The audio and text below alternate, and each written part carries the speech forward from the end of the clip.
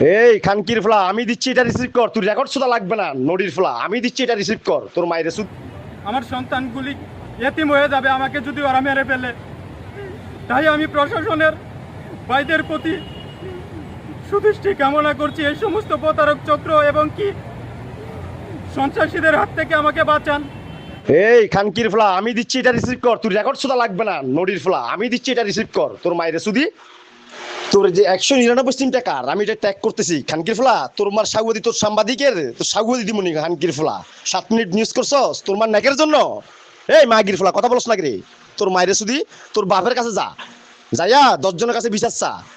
খানকির ফলা তোর ফাইলে না বেড়ে দিয়ে আইকিয়া তোর মতো সাংবাদিক কুত্তারে খাওয়াবো আমি। খানকির ফলা তুই জানোস মানুষ চিনস না এমন কোন প্রতারকের হাতে পড়ছস তুই এমন জানোস না মাগির ফলা। আমি মোহাম্মদ কামাল উদ্দিন। আমি জাতীয় দৈনিক বাংলার সংবাদ পত্রিকায় কর্মরত রয়েছি।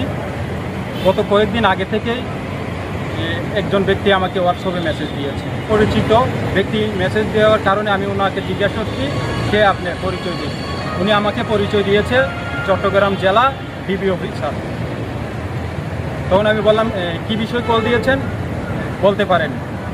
উনি আমাকে বলল তোমার নামে বিভিন্ন জায়গায় অভিযোগ আছে আমার কাছে, তুমি আমার সাথে যোগাযোগ করো। তখন আমি ওনাকে বললাম আপনি কোন জায়গায়, কোন থানার অফিসার ইনচার্জ বলছেন, কোন জায়গায় আসবো। কিন্তু সে আমাকে প্রথমে নিউ মনসুরাবাদ ডিবি অফিসের কথা বললেও পরবর্তীতে আর ওইখানে যায় নাই। সে আমাকে আবার রাত 3টার সময় আবারও কল দিয়েছে আরেকটি নাম্বার দিয়ে। ওই নাম্বারে টু কলারে মেজে বেশি উঠেছে নোয়াখালী জেলার কবিরহাট থানার অফিসার ইনচার্জ। তাহলে আমি রিসিভ করলাম, কথা বললাম। উনি বলতেছে হোয়াটসঅ্যাপে আসো। আমি হোয়াটসঅ্যাপে গেলাম।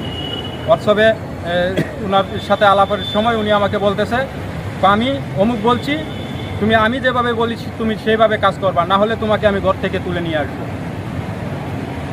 আরও বিভিন্ন নাম্বার দিয়ে একাধিকবার, কখনো কবিরহাট থানার অফিসার ইনচার্জ, কখনো মিরেশ্বরাই থানার অফিসার ইনচার্জ এই পরিচয় দিচ্ছে, কখনো জেলা ডিবি অফিসার পরিচয় দিচ্ছে।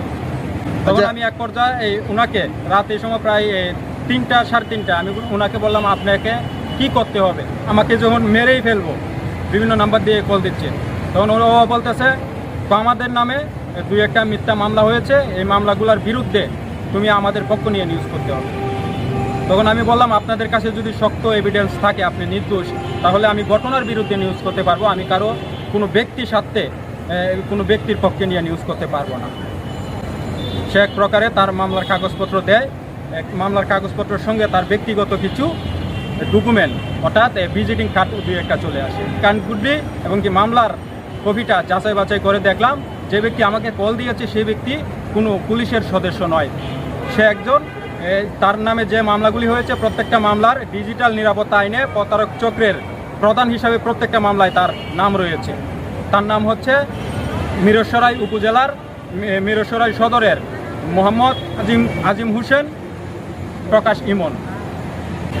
তখন আমি এক প্রকারে তার কাছে, যেহেতু আমি বিভিন্ন পেরেশানি হয়রানির শিকার হচ্ছি, আমি পরবর্তীতে আমি ফেসবুক লাইভেও এসেছি বাঁচার জন্য। যখন আমাকে বারবার হুমকি দিচ্ছে মেরে ফেলবো তার কথা মতো কাজ না করলে। গতকাল একটা আমার পত্রিকা জাতীয় দৈনিক বাংলার সংবাদ পত্রিকা সহ বিভিন্ন সোশ্যাল মিডিয়াতেও গতকাল নিউজ হয়েছে এই ঘটনার বিরুদ্ধে, তিনি যে প্রতারক চক্র। কিন্তু আজ সন্ধ্যার পর থেকে বিভিন্ন নাম্বারে আমাকে কল দিচ্ছে, হুমকি দামকি দিচ্ছে, আমাকে মেরে ফেলবো, আমাকে হত্যা করবে, পুলিশ প্রশাসন কেউ কিছু করতে পারবে না। এই জন্যই আমি সাংবাদিক ভাইদেরকে ডেকেছি। আমি আমার নিরাপত্তা চাই, আমি বাঁচতে চাই। আমার 2টি সন্তান আছে, আমার সন্তানগুলি এতিম হয়ে যাবে আমাকে যদি ওরা মেরে ফেলে। তাই আমি প্রশাসনের ভাইদের প্রতি সুদৃষ্টি কামনা করছি। এই সমস্ত প্রতারক চক্র এবং কি সন্ত্রাসীদের হাত থেকে আমাকে বাঁচান। আমি মাননীয় police commissioner, Chattogram metropolitan police commissioner মহোদয়ের কাছেও আমি আকুল আবেদন জানাচ্ছি, আমাকে বাঁচান, আমাকে মেরে ফেলবো, আমাকে নিরাপত্তা দিন। আমি বাঁচতে চাই, আমার সন্তানদের জন্য হলেও আমি বাঁচতে চাই। আমার কি অপরাধ? আমি সবসময় সত্যের সন্ধানে বস্তুনিষ্ঠ সংবাদটুকু প্রচার করতে চেষ্টা করি। ঘটনার বিরুদ্ধে কোনো ব্যক্তির স্বার্থে বা কোনো ব্যক্তির বিরুদ্ধে নিউজ করতে আমি পছন্দ করি না, করি নাই।